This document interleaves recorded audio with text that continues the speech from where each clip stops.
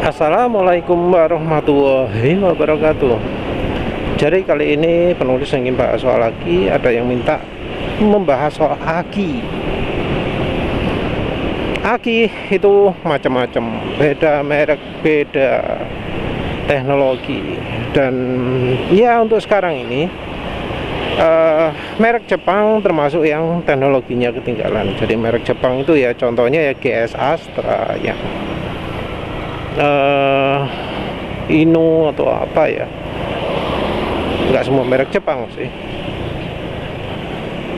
kayak apa yang merek aki awalnya nih itu lali tadi, Yuasa itu merek Jepang tuh nggak tahu. Aki itu macam-macam teknologinya. Kalau sekarang ya ada teknologi lithium, tapi kebanyakan masih tetap pakai lead acid, pakai apa jenis lead itu timah ya, pakai timah. Dan baterai timah itu kalau untuk kendaraan itu modelnya ringkih ya, ringkih artinya dalam beberapa tahun bisa rusak. Nggak bisa disamakan dengan baterai apa jenisnya, dengan aki yang dipakai untuk industri, beda. Untuk BTS macam-macam itu beda.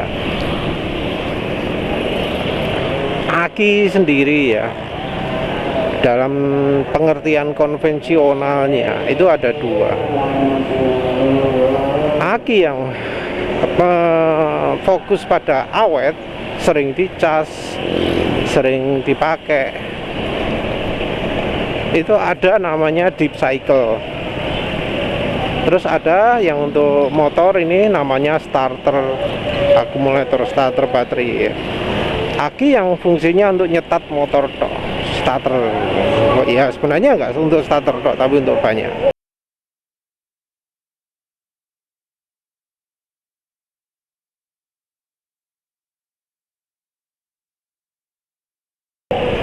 Ada dua beda utama dari aki ini, yaitu kalau yang deep cycle itu permukaannya kecil, jadi luas permukaan yang bereaksi itu kecil. Kalau deep cycle jadinya kapasitasnya nggak bisa besar. Untuk ukuran yang sama, yang deep cycle itu kapasitasnya nggak besar. Kapasitas ini dikorbankan untuk keawetan. Jadi kalau dari fisiknya katanya ya, selnya tebel-tebel. Nah, kalau yang starter baterai sebaliknya, untuk ukuran yang sama kapasitasnya lebih besar. Dan untuk bisa mendapatkan kapasitas besar ini tenaga besar juga, artinya itu selnya dibuat tipis-tipis. Nah, karena selnya tipis jadi lebih rawan rontok yang akhirnya membuat selnya nge-short ya, konslet dalamnya, jadi nggak bisa keluar listrik lagi, jadi cepat rusak, juga cepat karaten karena sel itu ada korosi juga. Mana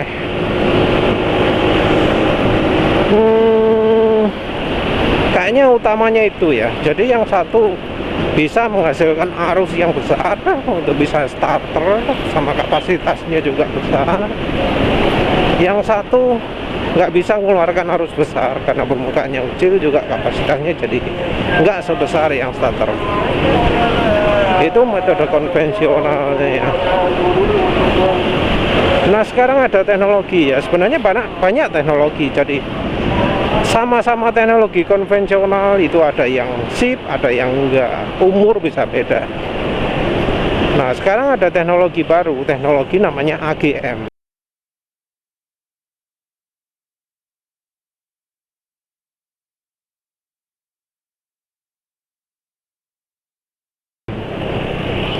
AGM itu yang terkenal sih Motobat, tapi yang lebih ekonomis adalah GeForce.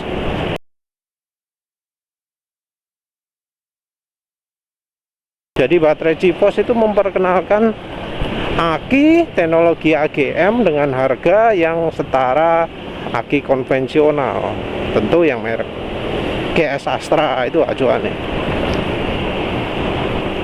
Kalau yang teknologi sama, merek nggak terkenal, bukan GS Astra, harganya kan kalau aki motor bisa sampai di bawah 100.000 kan.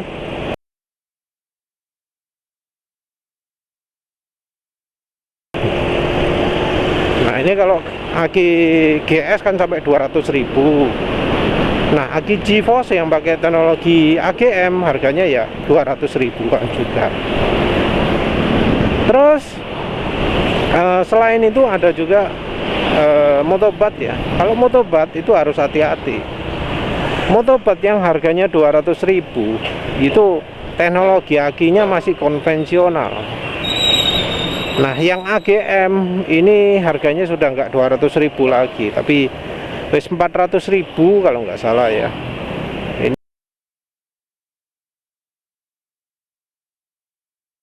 Ini penuh juga lihatnya kemarin. Jadi kalau beli aki Motobat, merek Motobat itu produksi aki AGM, tapi untuk yang 200.000-an masih belum AGM. Mungkin sekarang harganya 400, 500 gitulah ya. Bedanya berapa lama sih AGM dengan teknologi konvensional? Katanya bisa sampai 2 kali lipat. Jadi kalau baterai biasa itu mungkin cuma 2 tahun, 3 tahun. Nah, kalau baterai aki AGM itu bisa sampai 5 tahun. Tapi yang mempengaruhi umur aki itu nggak cuma teknologinya toh, tapi perawatan dan ya jenisnya ya.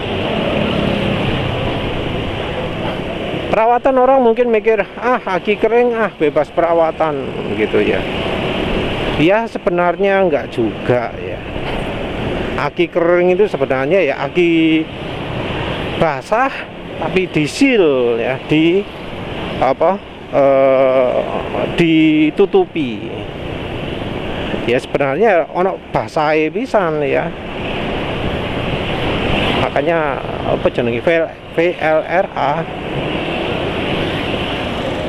Wis pokoknya ono sing silet, ono sing enggak lah ya. Kalau aki yang disebut aki basah itu yang kalau miring bisa tumpah ya. Nah, kalau yang aki satunya lagi, aki kering sebutnya, itu kalau miring nggak tumbah. Untuk motor sekarang ini sudah banyak yang pakai aki kering. Kalau untuk mobil masih banyak yang aki basah. Emang bagus mana sih aki basah atau aki kering? Kalau umur ya lebih bagus aki basah selama dirawat. Aki kering itu bukan nggak butuh perawatan, tapi nggak iso dirawat. Antara nggak butuh dan nggak bisa itu beda. Iya. Jadi aki kering itu sebenarnya ya termasuk perlu dirawat. Cuma karena tertutup, cairannya itu lebih sulit menguap. Jadi makanya cairannya lebih awet. Tapi sebenarnya kalau dipakai ekstrim terus ya, aki kering pun cairannya bisa habis. Nah kalau sudah habis ya sebenarnya perlu diisi. Cuma ya orang sudah nggak ngitung lagi. Aki kering sudah nggak dirawat lagi. Padahal ya sebenarnya bisa dirawat. Jadi ya istilahnya bebas perawatan, tapi sebenarnya adalah perawatannya jadi disembunyikan. Kalau sama-sama dipakai secara normal gitu ya, bisa jadi aki basah lebih awet kalau akinya diperhatikan. Ini terutama untuk mobil ya. Kenapa untuk mobil? Karena aki kalau di mobil itu kena panas mobil. Kena panas mobil masih aki kering ya. Ya bakal menguap juga lah. Karena ya pasti ada tekanan lebih dan akhirnya rembes gitu. Makanya kalau mobil kan aki basah. Karena apa? Karena suhu itu sangat mempengaruhi kemampuan aki. Dan apa namanya, aki basah bisa lebih tahan kalau di mobil. Karena ya kalau di mobil tuh aki itu dikasih hembusan apa jenenge, angin radiator ya. Aki dipapar sama angin panas dari radiator. Makanya kan ada beberapa mobil yang akinya itu dikasih pelindungan anti panas. Soalnya apa? Ya karena akinya ya nggak akan tahan kalau dibuat paparan kayak gitu ya. Yang juga menentukan umur dari aki itu adalah kondisi aki ketika kita pertama baru beli. Jadi aki itu dijual dengan dua macam kondisi. Yang satu siap pakai, yang satu harus diisi dulu.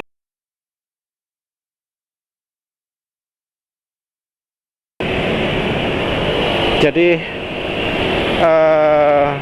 dua kondisi ini membuat apa ya, aki itu jadi beda ya. Aki siap pakai, terutama ini aki kering, itu bagian cairannya, bagian elektrolitnya itu sudah masuk di dalam akinya. Jadi kita terima sudah beres, aki sudah siap pakai. Enaknya kita nggak perlu mengisi lagi. Nah, aki yang apa harus diisi dulu, ini membutuhkan kita untuk ngisi cairan ini. Yang nggak enaknya kita harus tunggu dulu, katanya malah butuh 30 menit sebelum bisa dipakai. Wah. Nah, mungkin ada yang menganggap ya, aki yang diisi dulu itu gak sip karena harus nunggu dulu. Tapi justru aki yang diisi ketika mau dipakai ini punya keunggulan. Apa itu?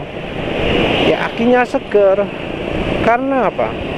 Karena ketika di aki itu sudah ada elektrolitnya, maka terjadi semua kelemahan-kelemahan dari aki yang kalau misalnya ada elektrolitnya, maka akinya jadi akan muncul kelemahan. Kelemahan apa itu?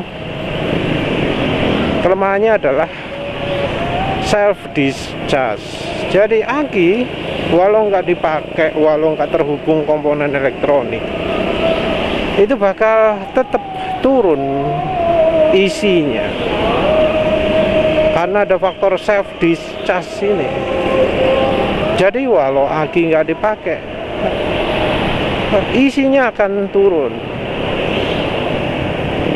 Ini terjadi karena ya ada reaksi kimia di dalam aki.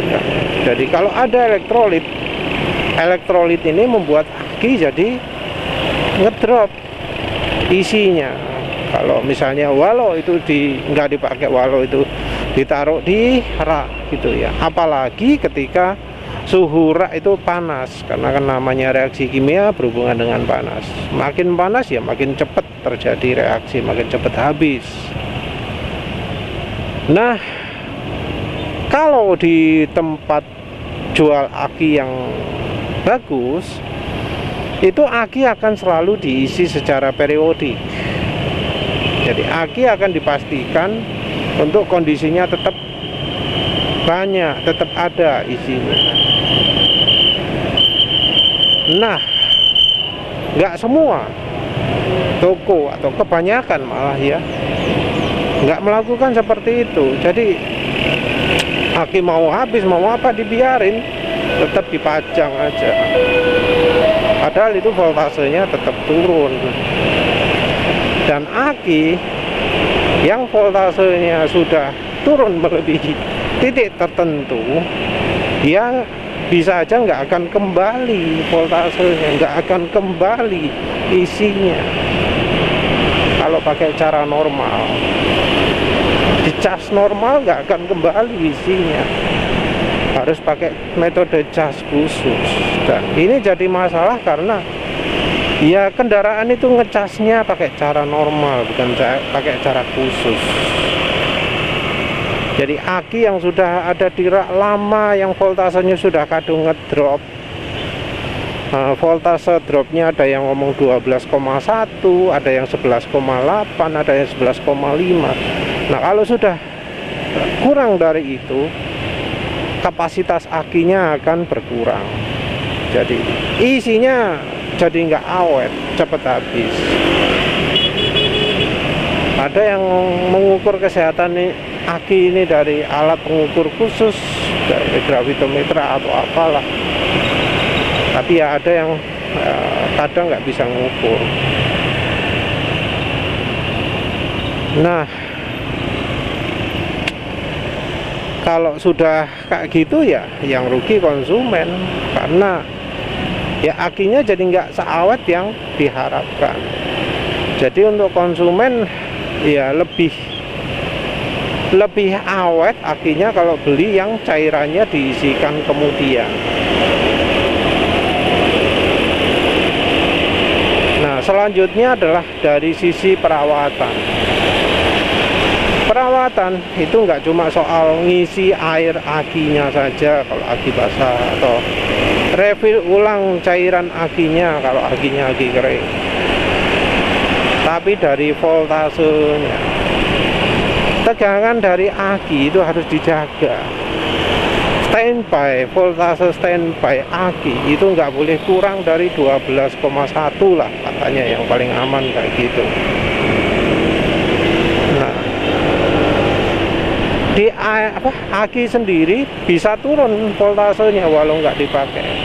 Apalagi di kendaraan modern di mana aki itu selalu kepake walau kunci kontak mati, kepake untuk smart key, kepake untuk standby-nya, kepake untuk alarm, kepake untuk macam-macam lah.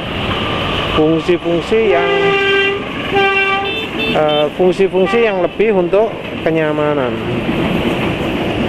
Fungsi modern yang justru membuat aki jadi cepat habis. Perawatannya gimana? Ya gimana caranya aki ini voltasenya bisa tetap di kondisi aman.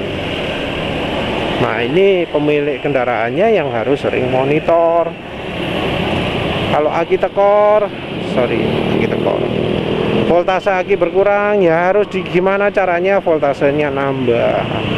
Kalau cara umumnya sih yang dipakai di Indonesia, ya dinyalakan mesinnya sampai akinya penuh.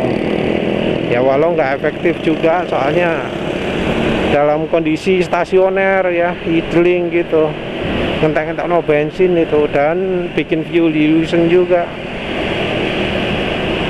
Yang lebih canggih ya pakai charger khusus, charger khusus untuk aki. Di pasaran ada, mulai dari 50.000. Itu minim kondisinya, pengkondisiannya. Perawatan lain ya jangan sering-sering kena panas. Kalau itu akinya aki mobil ya dilindungi lah, gimana caranya nggak kena hembusan angin radiator, di deflect atau gimana lah angin radiatornya. Juga ya kendaraan jangan dicaring panas-panas gitu. Kalau sering jaring panas ya pakai aki basah, jangan aki kering. Seperti itu. Terus apalagi? Apa ada cara spesial untuk merawat aki? Ada. Aki yang sudah soak juga selama selnya masih belum karatan, belum keropos, ada caranya. Ya itu tadi. Ada dua alat bantuan yang dipakai. Yang satu namanya vitamin aki. Kalau di apotek namanya EDTA 4NA.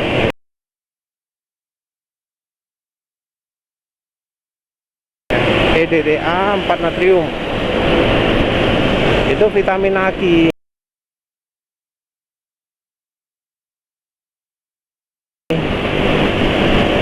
Nah, kalau aki basah, pemakaian normalnya itu katanya 1 sendok teh untuk 1 liter refill air isi aki Aquades ya.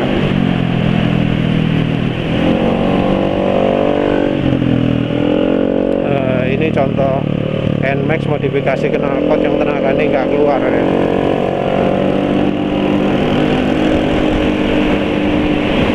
Jadi kalau untuk perawatan katanya 1 atau 2 sendok teh EDTA 4NA untuk 1 liter. Nah, kalau akinya sudah mulai ngedrop isinya, pakai 4 sendok.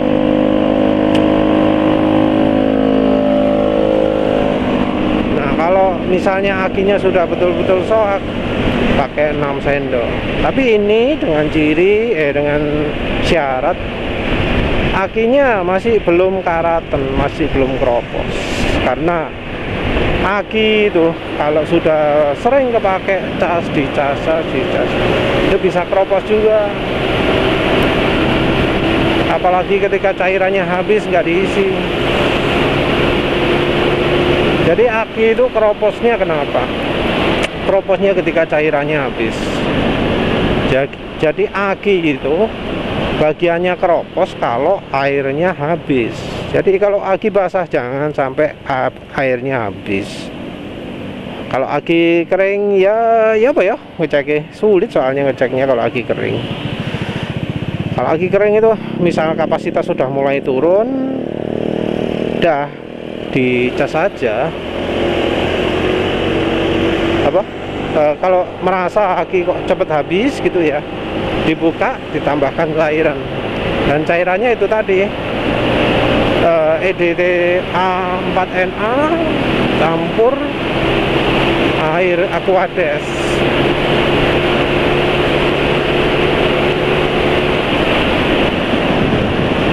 Orang-orang kalau lampu merah jangan ngebut ya.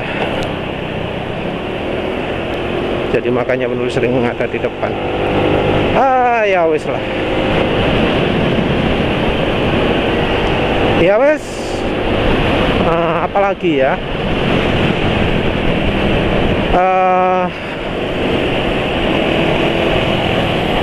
Perawatan apalagi? Recovery. Oh ya, rangkaiannya belum. Nah, untuk rangkaiannya untuk ngecas ini ada yang namanya radian charger. Penulis rekomendasikan 2, yang satu Stinggo charger buatannya Sucahyo,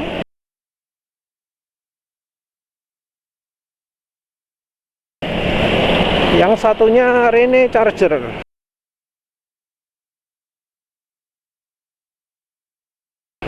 Rene charger itu ya namanya Rene ya. Rene wong Perancis. Ejaannya apa? Tapi tulisannya Rene. Rene charger itu ya dia akan alternasi listriknya antara listrik normal dengan listrik radian, sehingga akinya bisa direjuvenate, maksudnya diperbaharui kembali. Kalau Stinggo charger juga sama, aki juga akan diperbarui. Bahkan aki itu kapasitasnya bisa nambah. Aki baru atau aki lama dicas pakai itu kapasitasnya bisa nambah. Ya tentu lebih sip lagi kalau dikombinasikan dengan EDTA 4NA tadi. Tapi kalau gampangane kalau misalnya nggak mau ribet kayak gitu ya, yang pertama beli aki, sesuaikan kendaraan. Kalau untuk mobil disuruh basah ya basah, suruh kering ya kering, ya tergantung kondisi mobil. Soalnya ya kondisi mobil beda-beda, ada yang apa radiator ngipasi baterai, ada yang enggak toh ya. Nah, kalau yang enggak ya silahkan mau oh pakai lithium aja ya wis lah. Tapi kalau yang aki nih kena panas kipas radiator, mending jangan lithium lah ya. Lithium itu suhunya berapa? Suhu chargingnya 45 derajat maksimal, padahal suhu kalau dikipasi angin radiator berapa itu ya. Aki kering juga gitu, kalau di mobil ojo lah ya. Kalau yang masih radiator yang nyentrong aki nih, ngipasi aki nih. Nah kalau aki basah ya tentu ada perawatan, sering monitor ketinggian air aki, walau kadang susah ya. Sono sing diintip kayak ketok ae. Terus selain itu apa maneh? Kalau untuk motor ya pakai aki kering no problem, karena ya iup toh ya. Enggak terkena panas. Kalau lain-lain itu wis urusannya pabrikannya, kita nggak tahu, entah metode chargingnya pabrikannya itu wis genah apa enggak kan kita nggak tahu. Ada motor yang apa metode charging pabrikannya nggak genah, voltasenya nggak genah gitu. Nah kita nggak bisa mengendalikan itu ya, karena ya kok orang sing melakukan review untuk khusus untuk itu ya, harusnya ono ya. Oleh karena itu jarang juga ya charger aftermarket yang ada di pasaran, padahal ya sebenarnya perlu juga. Tapi segampangannya kalau untuk motor beli aki kering silahkan. Kalau beli mau awet, pilih yang tipe AGM, merek murah GeForce, merek mahal Motobat, terus ada yang lain juga.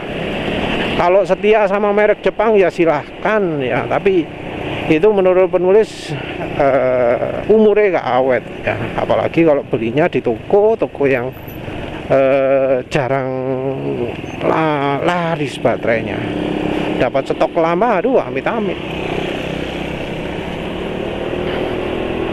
Jadi beli teknologi AGM atau beli yang tipenya itu harus diisi cairan dulu sebelum bisa dipakai. Pakai gitu aja wis, nanti cairannya dituang wis gowonen motore wis gak apa-apa, gak usah ngenteni 30 menit apa-apa kesuwen. Pakai 30 menit langsung bawa aja. Kalau motor sendiri kan ya bisa gantinya itu malam-malam, nanti dipakainya pagi kan bisa, itu juga bisa, no problem. Terus apalagi berikutnya adalah kalau bisa sering monitor voltase. Kalau motornya itu emang punya penyakit, akhirnya sering ngedrop, beli pengukur voltase, pasang saklar yang kalau dicetek murup, oh ya voltasenya sama ini. Mau masang sendiri dipasangkan orang terserah, harganya voltmeter yang murah. Kalau online 10 ribuan, offline paling 20 ribu wis dapet lah ya. Ya wes, apalagi gitu aja lah ya. Kalau di mobil ya sebenarnya sudah ada pengukur voltase sih, mungkin tinggal beli sensor OBD2 nya ya. Ya wes lah, itu aja kayaknya, nggak banyak-banyak. Sederhana tapi ya banyak orang nggak tahu juga karena memang jarang dibahas. Ya wes gitu saja. Terima kasih udah menonton. Assalamualaikum warahmatullahi wabarakatuh.